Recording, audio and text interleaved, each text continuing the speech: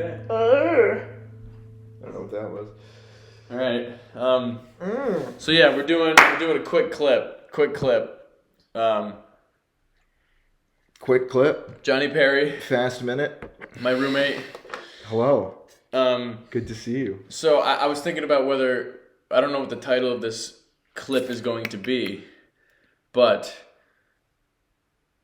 I was thinking about starting broad or starting specific, and I think specific's the way to go, and then you'll start backtracking from there. So tell us about the movie Hush, and first tell us about the movie, what you like about it, because you've told me you love it, you want to watch it with me, but then tell me about how we would have to acquire the film right now, how we would have to watch it. And then I'll kind of let you go from there and ask you more questions when I see fit. Yeah, sure. Well, I mean, the funny thing here is that you brought to my attention the whole how we would have to watch it thing, but we'll get into that in a moment, which is that... Anyway, so this is a great movie. It's a great horror movie. It's about a woman who's deaf, lives home alone, in kind of out in a cabin in the woods. She's working on a novel, and then she's being like hunted by a psychopath, and it's really good. I think it's one of the few movies that like I think really deeply kind of unsettled me. That wasn't like a truly like upsetting, disturbing, fucked up movie where it was like it it's dark, but it's like a pretty accessible horror movie. But it's just something about John Gallagher Jr. plays the psychopath, and Kate Siegel plays the writer, and John Gallagher Jr.'s performance in it especially is like haunting, like truly feels like he's a psychopath. But Kate Siegel also, kills it as being truly frightened, and kind of moments where she's not supposed to be aware of things because she can't hear them. It's just really well done. And Mike Flanagan, who then went on to do Haunting of Hill House and Bly Manor, and most recently followed the House of Usher for Netflix, made it. And I think it might not have been a Netflix original, but it was like bought and distributed by Netflix. And it was great, and I loved it. It's the classic movie that is kind of like this is a good go-to horror film, and it's made in recent memory. Yeah, impressive. And so now it's gone. Yes. Now it's gone. Netflix took it off. There was never a DVD. You can't rent it from Google Play or Amazon, at least in the U.S. Maybe different in other countries, region locked bullshit. But yeah, so it's been scrubbed, essentially, from existence for no discernible reason. And it wasn't like they announced that this was happening. It just happened. And then someone found it. Who we were watching? Chris Stuckman. Chris Stuckman. I was going to say Jeremy Johns, but yeah, Chris Stuckman brought it up, and you brought it to my attention. I was like, what the fuck? And then I looked into it, and yeah, the only way to watch it now is if you pirated it or something like that. Yeah. So they've made it essentially illegal to watch a great movie, a great work of art, by someone who they have an ongoing relationship with, too, as a writer and director at Netflix and making content for Netflix. And that is very upsetting for many reasons. And I don't know if you have specific questions. Well, so you said they. Who is they? And also, why do you think this happened? Or why did this happen? Okay, so who is they is a complicated question, because especially in this scenario, we don't actually know, because it just kind of happened. There was not like an announcement about it. I couldn't really find any, like there wasn't a press release. They didn't go like, we're doing this. Whereas in other examples we'll get to later, that was announced. It was publicly either leaked or announced, or addressed at least by individuals involved. But a good guess would be studio executives, people on the business side of Netflix made that decision. Likely not a creator decision, because usually when creators make decisions like that, they talk about it, or at least address that it was their decision. And yeah, so that already is a little bit upsetting. And sorry, what was you said something else about besides who did it? Who they are, and then why do you think this happened? Why? Yes. Okay, so that's kind of my question. Someone sees that, especially that doesn't follow these things, and it's like, well, why What? Don't they want it to be available? Yeah, like, and that is the artist certainly that's does. A very good question. There's no so I've seen some arguments for certain things. For example, something that we can talk about and bring in here is that HBO has been basically fully making movies and then scrapping them and not releasing them for tax breaks, just voiding all these people's work. But it's a little different because it's not like they're piratable. It's not like people can still find them. Like they basically made a piece of content and then erased it from existence, and all those people's hard work is just gone. They can do that. That's a thing that they have the right in this country to do. They shouldn't. I mean, the creator might be able to. The creators, the people who actually made it, might be able to say, we're not proud of this work, we want to scrap it. Maybe start anew, maybe not, whatever.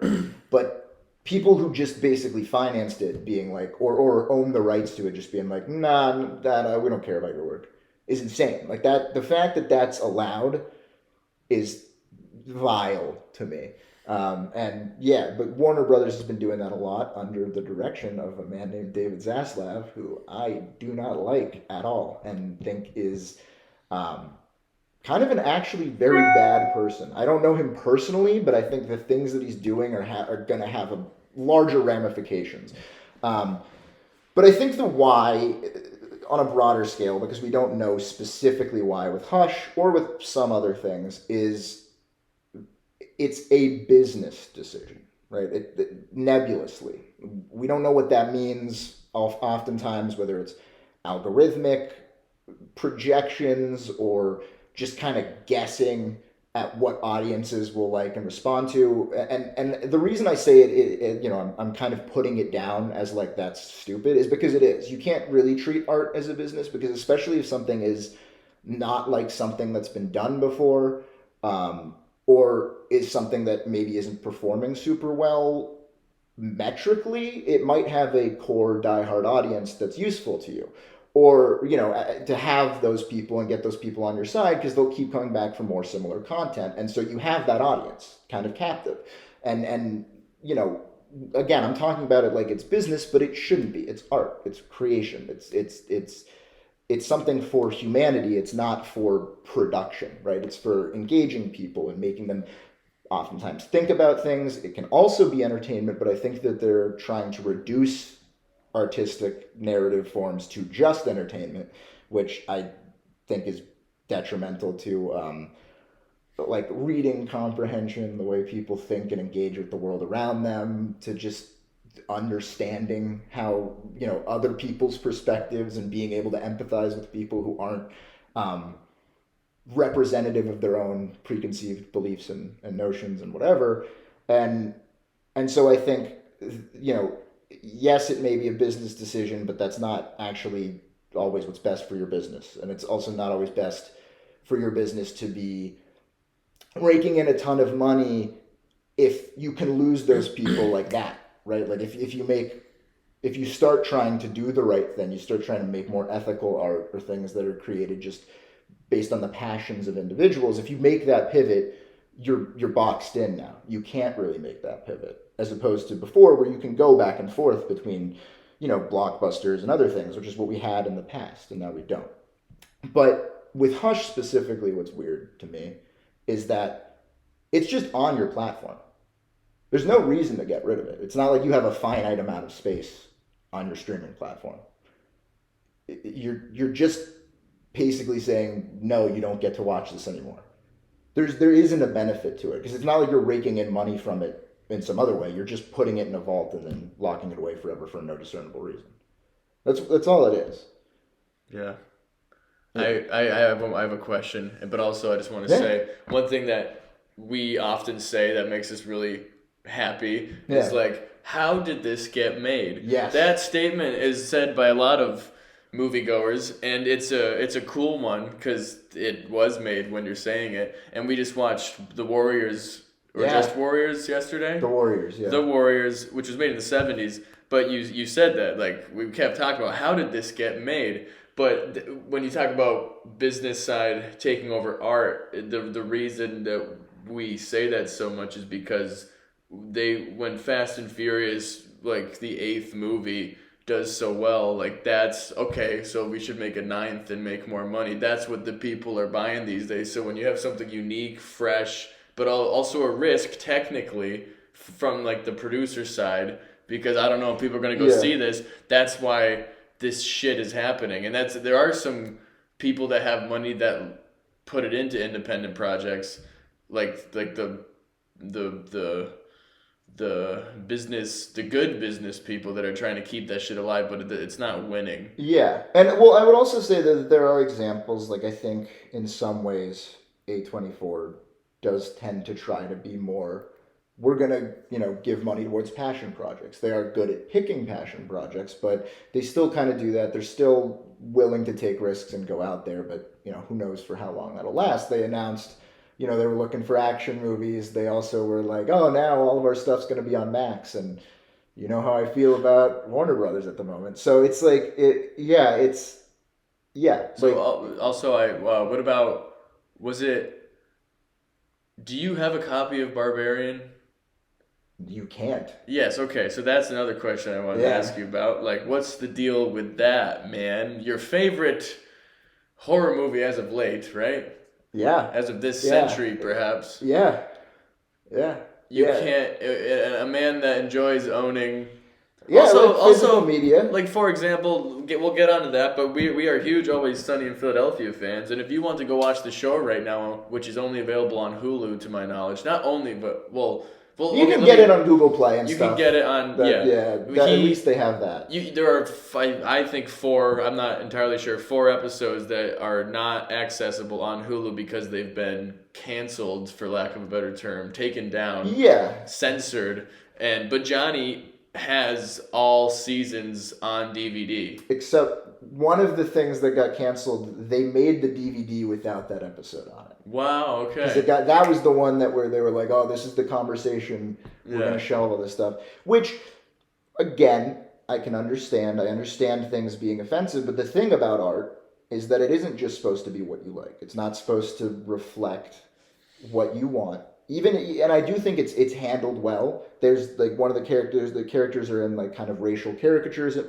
moments, but the joke isn't the racial caricature. It's that those characters are so stupid that they think that this is okay. And and the reason I brought up Always Sunny after Barbarian is because you purchased them.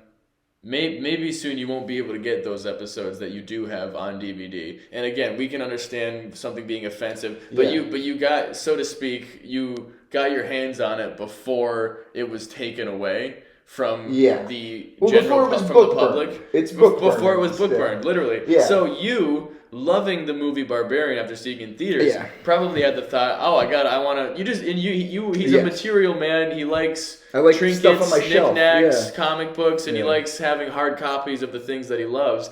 Honestly, yes, because you just enjoy it, but also because they could get taken away from you in other forms. But you weren't even able to get your hands on it in the first place. Yes, for Barbarian, which is not right. People should be able to own their favorite movies on DVD. And I'm sure every single filmmaker that has ever lived would agree with that everybody should be able to own it in hard copy. So that's just not.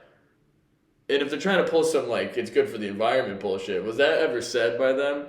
I don't know if it was. So kind of on that note though, like what I was talking about with Always Sunny too is like, I understand that there's sometimes like ethical questions about certain things and like, should we have this around because is it problematic? But it's like, but getting rid of it too is also problematic. It's equally problematic because it's denying, it's basically giving yourself plausible deniability that it ever happened. It's for optics. It's not because of any actual rational motivation. It's usually we don't want people to judge us or be mad at our company for having these available or like be sending us angry letters or whatever. Whereas back in the day, studios would stick by their creators and be like, no, like I understand where you're coming from, but here's the reason we thought this was okay. Or it was a different time or whatever. And they were able to kind of take that criticism and start a dialogue, but we don't really have that in the world anymore. So I get the reason I get the motivation to want to get rid of it because we don't have that dialogue. It's just getting hate. and it's just, only being able to either double down people can't have dialogues these days either. No, and so I understand. Yeah, I understand that motivation, but I still think it's problematic, and I think it's also to be a cliche history teacher of those who don't know history are bound to repeat it. Yeah, but if you do delete every mistake, I think it's going to end up being a circle. Like, it'd be good to look back at that and be like, no, like, here's why this is wrong. Isn't that interesting? Yeah. And then have it still, and then not do it again in that way. Yeah, well, if you don't have an example of you don't even have an example. Wrong, then you saying it's wrong to people, they're going to be like, well, why? What are you talking about? Yeah, because I don't know what you mean by that. Yeah. In the future, not now, obviously. But yeah, but I think it's also, it's that level, too, of, like, it's a control thing. It's not really about business. It's not really about, ethics for these companies. It's about being able to control their own product, to shape how they're viewed by. And I think that's the problem with all of this, right? Is that it's not about right and wrong. It's not about this is morally justified or not. It's not about this is productive for our company or not. It's about this is our thing, which it isn't because they didn't create it. And if we don't say you get to have it, you don't get to have it. And so you become reliant on them to decide what you're getting. It's hard. Yes, now you can put things on the internet. It's harder to silence people in the same way, but it's also much easier because these companies control so much of our access to true productions, strong, not the cacophony of everyone posting things on the internet, but for things to stand out, they kind of need to go through vetted channels still. We're never going to be rid of that because that's how the vast majority of people are going to access things, is going on their streaming platform. They're not going to be scouring, independent short films or whatever. So, and this is a man who has worked on many sets. It's the only real thing you've ever done since college. Yeah. So we're not stupid artists that are being like fuck the people. Yeah. Because if you need to shoot something on a street, you need to shut down the street. You need to pay people. You need. Yeah. You need to finance the arts. That's always going to have to be a thing. Yeah. And I understand that. He understands that, but it can be done correctly and it can be done wrong, and it's just not. Yeah, and it's not being done well. No, and it's again, there is an element of business. There's an element of ethics that's there, but that's not what it's ultimately about. It's about. I mean, I guess this is kind of in the business realm, but it's not about the business of the actual work itself. It's about like creating a brand. It's about shifting optics so that even if you did produce something fucked up in the past, you're not actually having to have accountability for it. It's not there forever. The companies get to effectively kind of erase it from the public eye. Like, people will know, we know we're talking about it now, but they get to just be like, we don't think this represents us, or we don't want this on the platform, so it's gone. And then anyone who doesn't know about it, they're never going to really have a reason to know about it. And so that they have a weird kind of, the sort of control that I think individuals should have about their own lives to be able to start fresh and start anew. But I don't think corporations should necessarily have that, right? Because it's not up to them. It's up to individuals. It's up to people. It's, they get to redefine themselves by being in the public eye. It's like a public figure doesn't get to necessarily erase their past. Private individuals can art should just be accessible. Yeah. It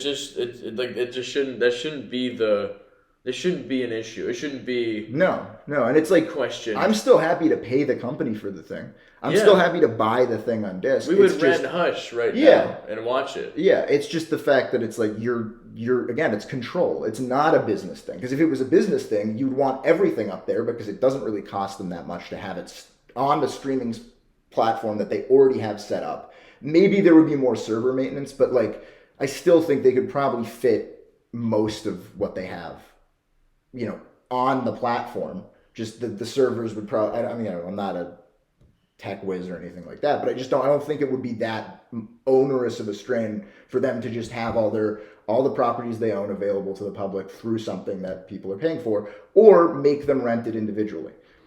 It's not, that would be a smart business decision.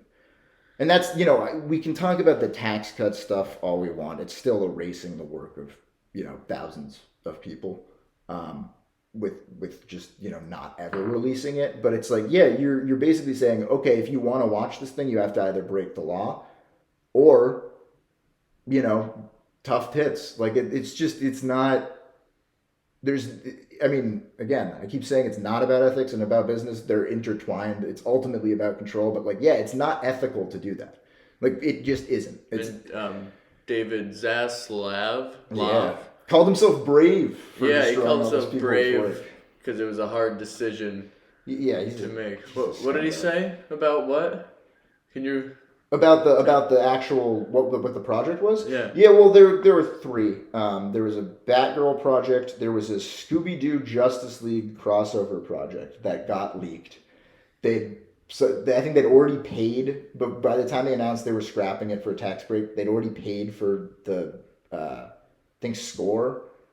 Something like that, something about the sound mixing or the score, something to do with sound, and that was like all they had left. So I think behind the back of the company, they just had them finish it, and then someone leaked the project, and people were like, "This is good." But the big one recently, where he said he was being brave because he had to defend himself because everyone was like, "What the fuck?" was I think it was a live action sort of / animation Roger Rabbit, Looney Tunes, Space Jam thing about Wile E. Coyote, and John Cena was starring in it, and James Gunn was producing it, and it was pretty close. I think it was actually finished because they screened it to people and it had really positive responses in those test screenings.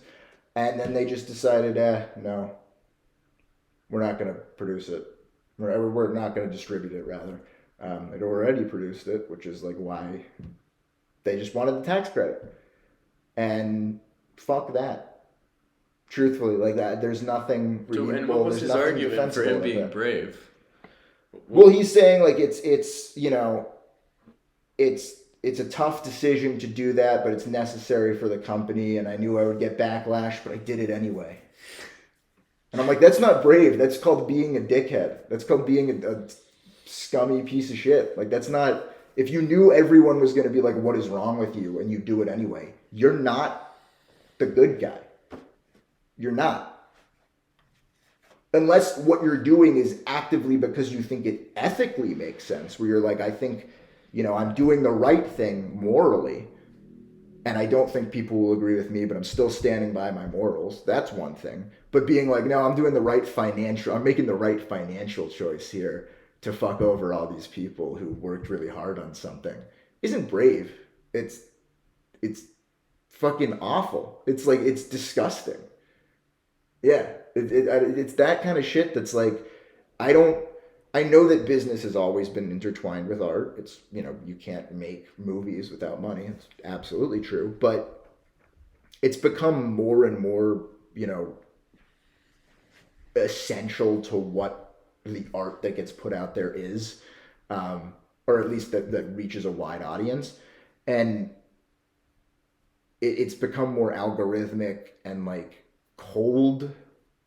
And there's things that slip through the cracks that are great and feel passionate and amazing, and like everyone involved really cared about it, and the studio kind of rooted for it and made it anyway.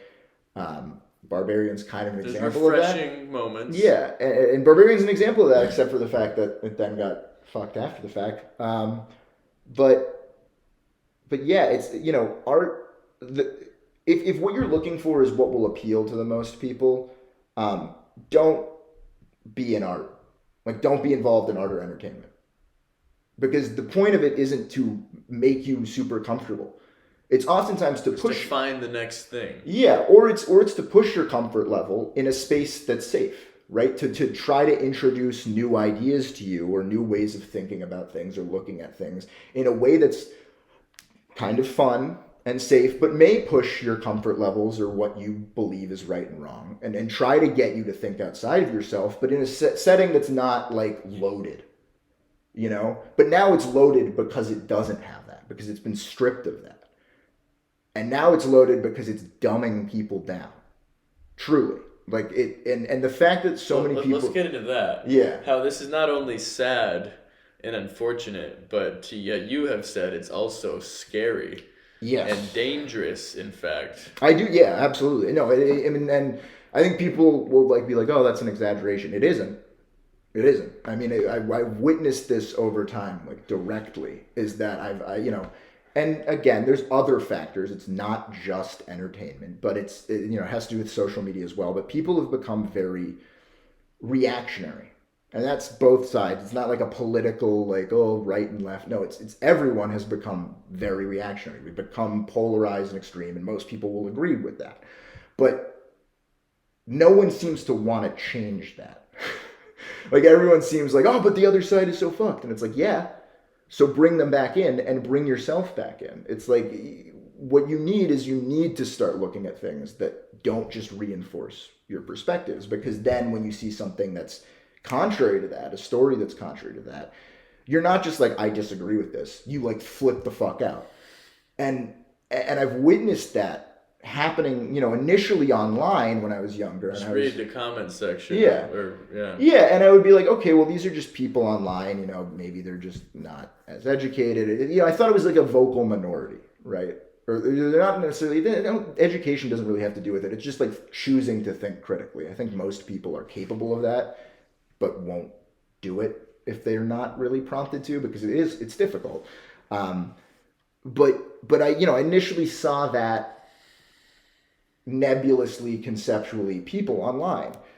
But then I started kind of noticing it more and more with people around me. Not everyone, like not you, not some of our friends, but it happened more and more that I was seeing people just like dismissing things because they didn't fit their values, right? And just basically being like, well, this has no merit because it's not what I have deemed to have merit.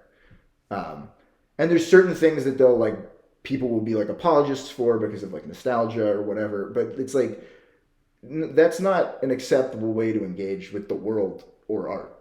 It just isn't. It's going to do is make things worse on a social level, on a,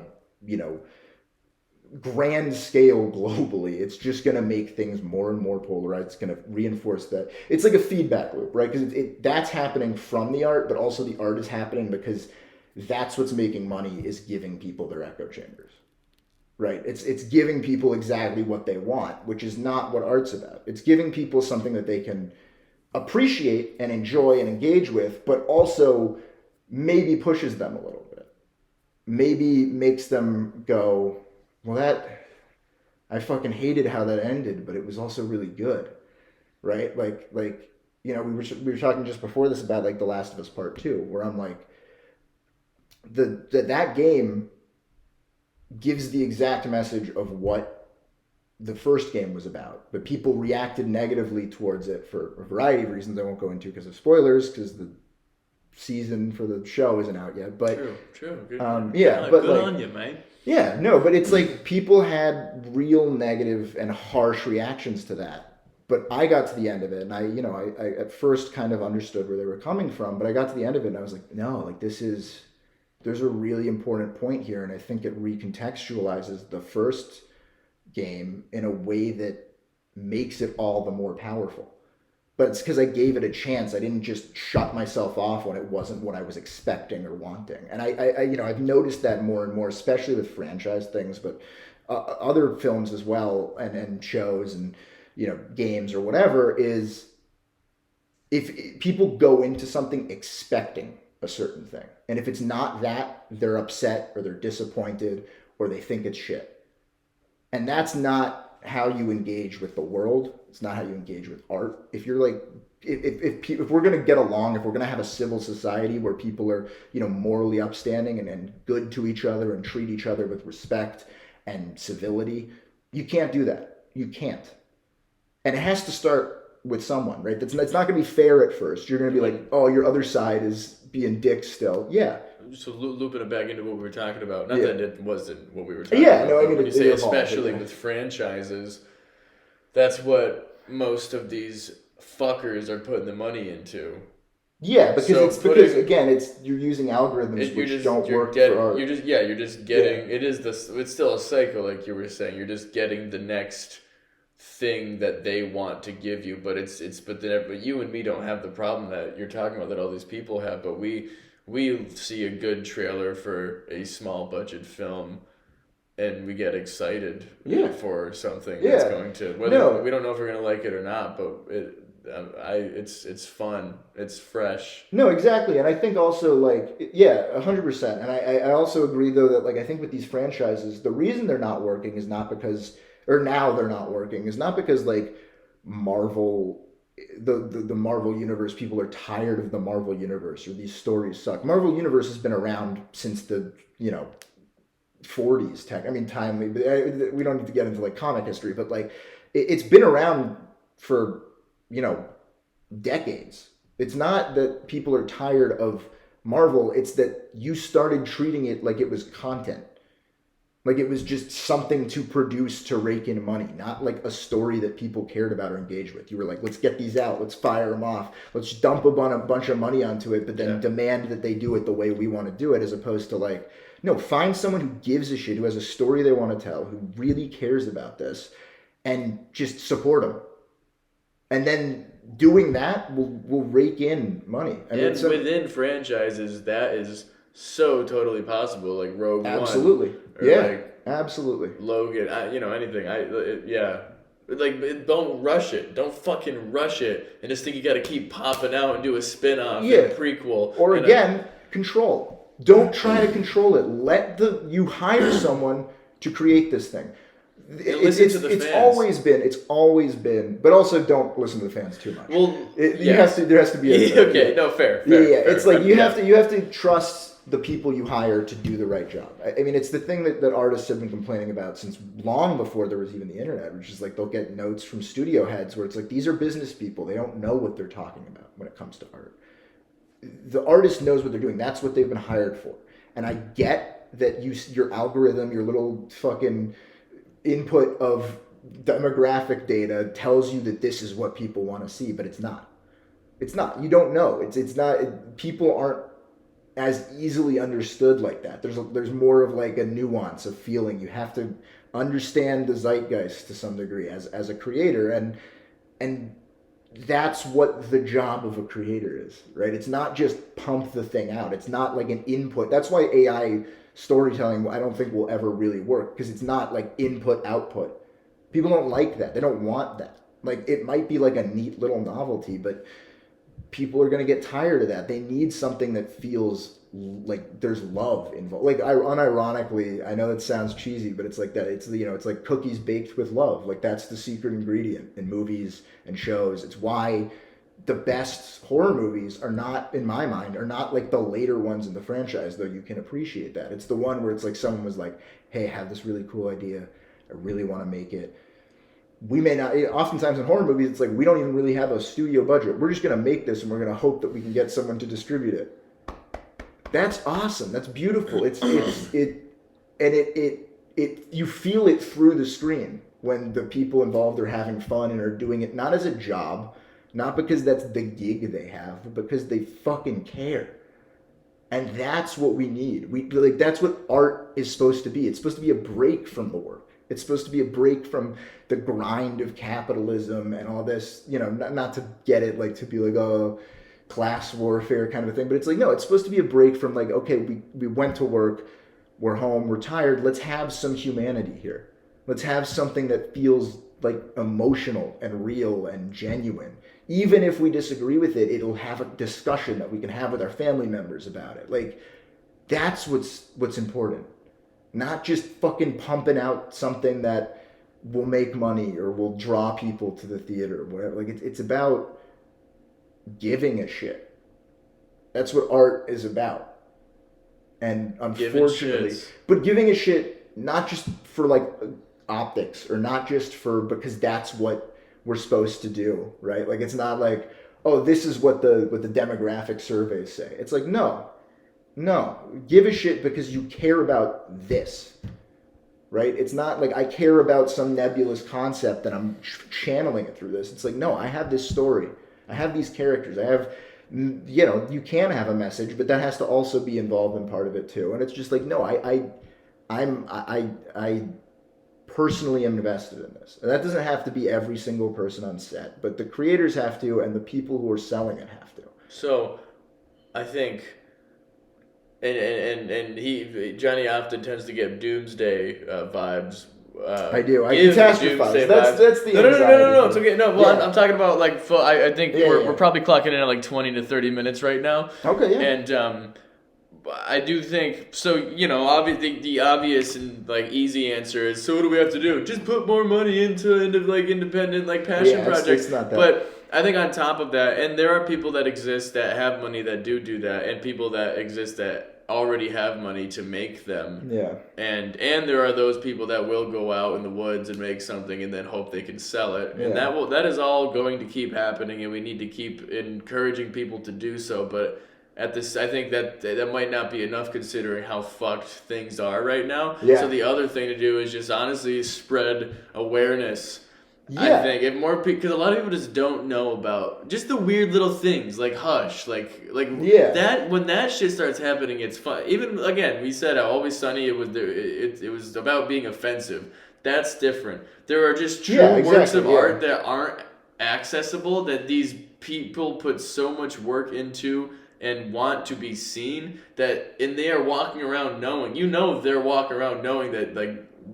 Maybe they. There's a chance they don't even know. There's a chance because they don't have to be told. Yeah, they don't. That's the fucked up thing. No one has to tell them that. It's so cold and snaky, and it's not right. And if more people did know about it, I don't know what would happen, but that's the start. Yeah. I don't know what else. No, and I also think the thing that you, the viewer, can do is push yourself to engage with shit that doesn't necessarily interest you. I try to do that a fair amount. Like I will also, I'm broadly interested, so I'm engaging with a lot of different things that are, storytelling media, and, but at the same time, I still will occasionally be like, you know what, this isn't necessarily my kind of thing, but fuck it, I'll try it out. I'll see what it's like. And going into everything with an open mind, not expecting anything. Just going in and experiencing it and trying to find the good in it. Because I think we should watch Euphoria. Yeah, I'm done. I said I'm done. I'm kidding. I'm kidding. Yeah, sorry. But no. We've had talks about like there's certain things that I will shit on, but I will also be, if I am going to watch it, I approach it with an open mind. I think that's you always have. I've never seen you not do that. No, and I think that's important. Is like there's and this is something that I have an issue with, kind of even prior to like people getting as reactionary as they are right now. Is that and this is an issue I have with critics, actual critics who are paid to do that, and critics who are just random people on comments online, is that I think a lot of people think it makes them seem smart or like know what they're talking about, or like really, they think that people think it adds depth to be critical of things, but it isn't really smart or like, reasoned or intelligent to be critical of something. It isn't. To think critically about something, to be like, yeah, this was kind of lackluster, but this element is actually really cool. Like there have been movies I've watched where I was like, this movie was kind of dog shit in a lot of ways, but the lighting in this movie was sick. Like there was like a lot of cool neon lighting, and that was fun, and I take that out of it, and I can say that and focus on that, and that's what to me is like what an actually like intelligent, reasoned approach, but not just reasoned, but like emotional and caring approach to art is to be like, what is good about this? What can I take out of this that I value, that made this last 2 hours, even if overall it wasn't my thing, what made it not a waste? We both feel this way about things. So you even said that I liked too many things, or I go see a band, and you're like, yeah, they were great. Like you say everything's great, but. Well, to that point, it's like even picking one thing out. Like I'll watch a shitty movie because I like the Like I heard the performance is good by this actor that I like. Like I'll watch it for him or her. Like, absolutely. Or the light. It looks good. It looked good. Yeah. Like not in a. If you don't have anything nice to say, don't say anything at all. Like it's good to be critical, especially constructive criticism. Not that they're going to hear you. Yeah. When you're talking about it with your friends, but I just want to say that living that way with art. You and me live that way, and we are not irritable towards others around us.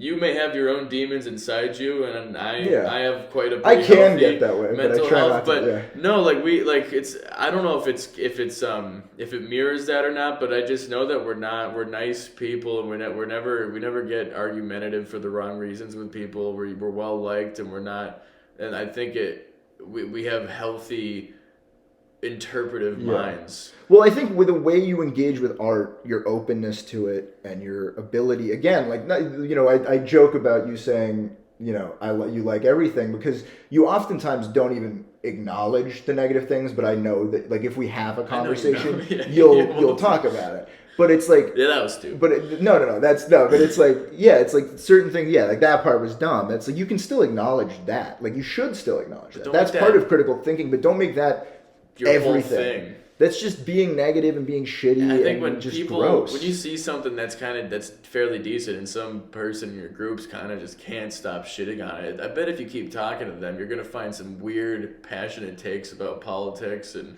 like shit they just won't budge on. It's just good. I mean, open-mindedness in all of the world. I think art is in there too. Yeah. Or like some weird past hang-up, like some reason that they feel that way, where it's like, that's what you need to be interrogating. What do you not think not the movie. You should be looking into why you feel that way, because you have some unresolved issues that, like, your life will probably be better if you deal with those. It's like a broad statement. It's like but a daddy issue story that someone's hating, but it's like a great fucking movie. It's like, what? Then you find out about. And then you're like, the issue isn't the movie. It's your, like, you need to talk to someone because you're struggling and you don't realize it. Yeah, it's like, but it's a lot of which isn't always the case. No, but there's a lot of times where that has been true. It's like, again, you can't generalize completely, but it's something to look out for in the future if you want to see how people are reacting to things. Just be like, oh, maybe. But like, it's just like, just be critical about, think critically, but don't be critical, I think, is a good way to be about it. It's like, don't shit on things just to shit on things. If you find that fun, fine. But, like, oftentimes it doesn't feel like it's, like, coming. Like, I will do that sometimes, but it's not. It's usually like I'm doing it in a funny way. I'm just kind of goofing around. There's a lot of vitriol that doesn't need to. Like, if you don't like something, just forget about it and move on. When it comes to art, like, it doesn't. No. Go to the comment sections and type in all capital letters why you hate it. And all the people involved. Or have a civil discourse. That's the other option. You can forget about it. No. Go under a anonymous account with a different name so that nothing could be tied back to you, and just create fucking. Just add to the echo. Yeah, what you should do is you should respond to everyone who says that they liked it too, and tell them why they're wrong and why they shouldn't like it, and just try to suck as much joy from them as possible. Because art is a science, and you can be right and wrong, and analyze it for money successfully. Yeah, no, 100%. And it's, if you've taken nothing away from today, that is what I'll leave you with. Yeah, it really is, just keep in mind, it's all about business. The human element of it doesn't really matter. Caring about things in a positive and supportive way is for suckers. And you can go, you can go do construction. You can sit at a desk. You can do finance. But no, just think about, like, what makes money? Explosions. Yeah. Just if you can just, bada boom, bada explosions, boom. Hot tits, people. Yeah. And then just fucking put shit into that. The same 6 actors over and over again in like 3 movies in a year. I love that. You will make money doing that. Yeah. You will. Yeah. You will. And you can. And it's guaranteed. And everything should try to be like something else, and instead of doing its own thing. Like, I only really like things that remind me of other things that I already liked. That's really creative and, like, enriching to my life and my. It's like, you like a movie from your childhood and it's really good. Like, remake it. Do a full-on remake. Remake it. Yeah. And like shot for shot. Shot for shot. Never. Don't try to vary anything up. Almost to the point where there was almost like wasn't a reason to even do it. Yeah. Because nostalgia is powerful. It's a powerful drug. Because trying to change it or do anything new with it isn't like in the spirit of storytelling from like, you know, ancient Greece through the 1900s. Yeah. You know, that's not part of the human experience at all. What you should be doing is you should be making sure that you're protecting and defending the honor of something that you got weirdly attached to in middle school, and never ever let anyone change it or do anything with it that might differentiate from exactly what you want or expect. Because that really makes you like a pleasant person and an open-minded and just good human being, I think. I think, you know, gatekeeping's important too. Yeah, oh my God. That's why it's good that they pulled Hush, because now I've seen it and you haven't, and I get to gloat about that every day. I get to bring up my knowledge of Hush. But you know, like, if that sucks for me, but if that's helping those that produced it be more successful, then I'll take that. Yeah. If it makes them happy. Yeah. Well, yeah, specifically the producers, not the creators. I don't give a fuck. No. They don't matter. I mean, they're just the reason that the vehicles. producers have any money at all. They're kind of like little plants in your garden. You're trying to just throw water down. Yeah. They're for you to kind of look at and appreciate. But if you get tired of them, just, you know, uproot them and toss them in the garbage. Who cares? You know. All right, I think that's enough. I think we ended on a good positive note. Yeah. I think we really got our message across in those last 15 minutes. We really baited everyone into believing that we cared about art. Got them in the first half. Got him. Yeah. Got him. Yeah. Well, there you have it. Thank you, whoever clicked on this. I gotta think of a good title. Yeah. Hopefully more to come now that I have a bit more of a hold on my life. Okay. I don't. Peace. So we'll see what happens with me. That'll be next time in the JK podcast, Johnny Perry Part 2. Or yeah. All right. Well, this okay. I guess this is part 2.